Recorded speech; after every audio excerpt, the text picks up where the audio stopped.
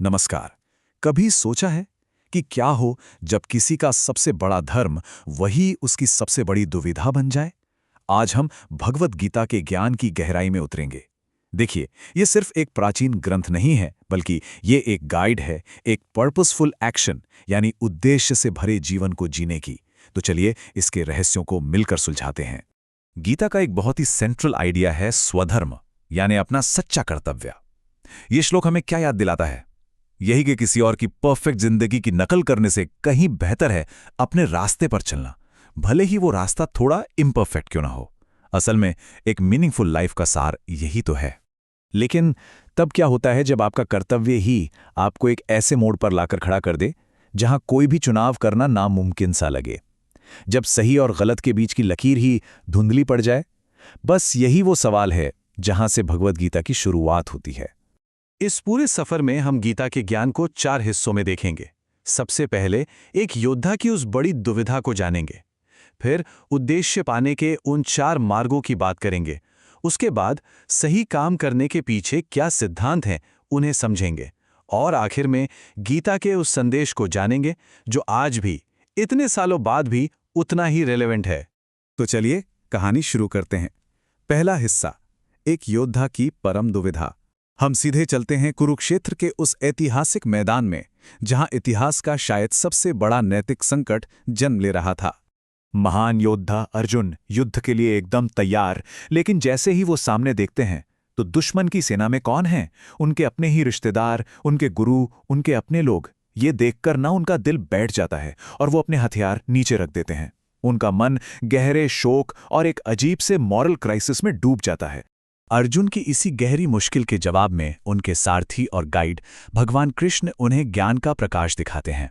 वो अर्जुन को सिर्फ लड़ने के लिए नहीं, बल्कि असल में जीवन जीने के लिए एक फ्रेमवर्क देते हैं। और यहीं से हमारा दूसरा खंड शुरू होता है, उद्देश्य तक पहुंचने के 4 मार्ग।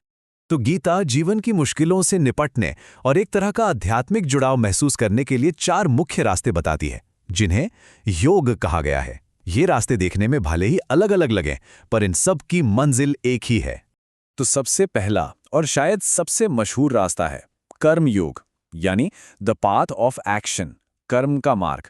इसका मतलब क्या है? सीधा सा मतलब है कि अपने काम, अपने कर्तव्य को पूरी लगन और एक्सेलेंस के साथ करो, लेकिन जो भी नतीजा हो, अच्छा या बुरा, उससे कोई अटैचमेंट, कोई लगाव मत रखो।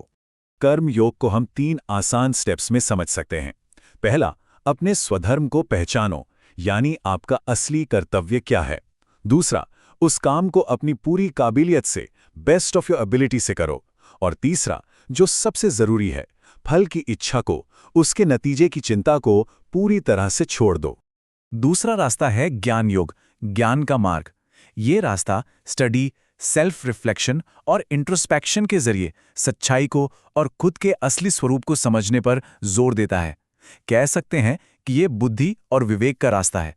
फिर आता है तीसरा मार्ग, भक्ति योग, भक्ति का मार्ग। इसमें अपनी सारी इमोशनल एनर्जी को प्यार, श्रद्धा और सेवा के जरिए किसी बड़ी शक्ति या अपने आदर्श को समर्पित कर दिया जाता है। ये दिल का रास्ता है, a path of the heart. और चौथा मार्ग है ध्यान योग, यानी मेडिटेशन का मार्ग। इसमें डिसिप्लिन फोकस के जरिए मन को शांत करने और चेतना की गहरी अवस्था पाने पर ध्यान दिया जाता है, जिससे अंदर से शांति मिलती है। तो ये थे वो 4 अलग अलग रास्ते, लेकिन ये सभी एक ही नींव पर खड़े हैं।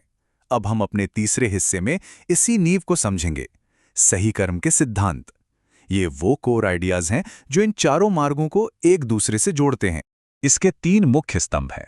पहला, स्वधर्म, यानी जीवन में अपनी भूमिका और अपने कर्तव्य को पूरा करना। दूसरा, वैराग्य, यानी नतीजों और दुनियावी इच्छाओं से डिटैचमेंट की प्रैक्टिस करना। और तीसरा, आत्मा, यानी ये समझना कि आत्मा शाश्वत है, इटर्नल है, वो कभी नहीं बदलती।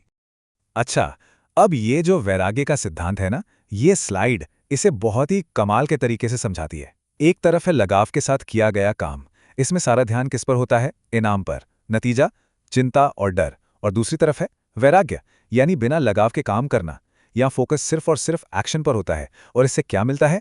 आजादी, स्थिरता और मन की शांति। देखिए कितना बड़ा फर्क है। और यही सब हमें हमारे आखिरी हिस्से तक ले आता है, गीता का वो संदेश जो समय से परे है, सवाल यह है कि ये ज्ञान एक पुराने युद्ध के मैदान से निकलकर आज की मॉडर्न लाइफ में कैसे फिट बैठता है।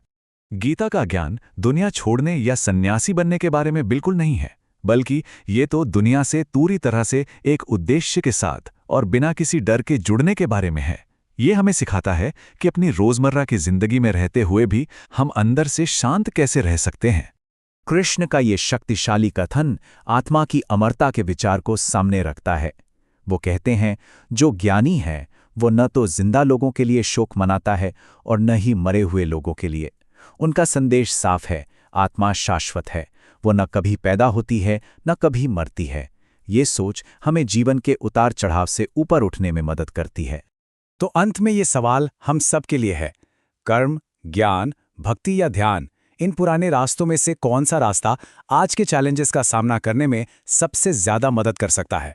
और इसका जवाब किसी किताब में नहीं, बल्कि हम सबको अपने अंदर ही खोजना होगा।